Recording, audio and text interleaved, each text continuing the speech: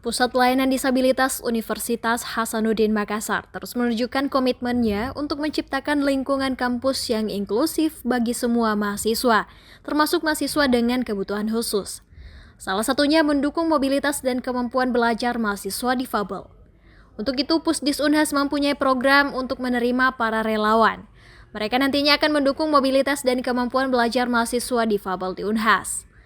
Inisiatif ini berawal dari diskusi para pengelola pusat disabilitas. Menurut Ketua Pusdis, Dr. Ishak Salim SIPMA, merupakan hal penting untuk melibatkan banyak mahasiswa dalam mendukung teman-teman difabel di Unhas. Ishak Salim juga menjelaskan manfaat menjadi relawan Pusdis, yakni para relawan akan mendapatkan kesempatan untuk berkenalan lebih dekat dan saling belajar dengan para mahasiswa difabel.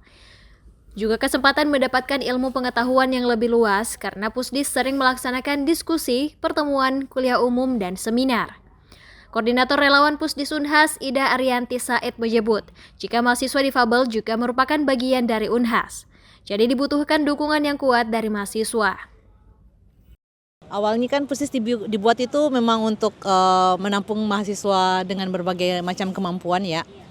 Terus setelah diskusi dengan Kaisak, kami mengambil kesimpulan bahwa kita harus melibatkan banyak mahasiswa yang lain.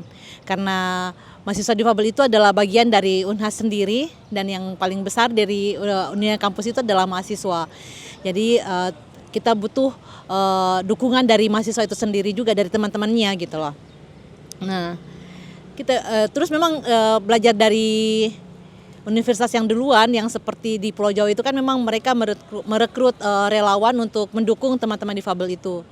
Mereka untuk mobilitasnya, untuk kemampuan belajarnya, untuk kemampuan komunikasinya, itu yang kita siapkan pelayanan untuk kerelawannya, relawan teman difabel.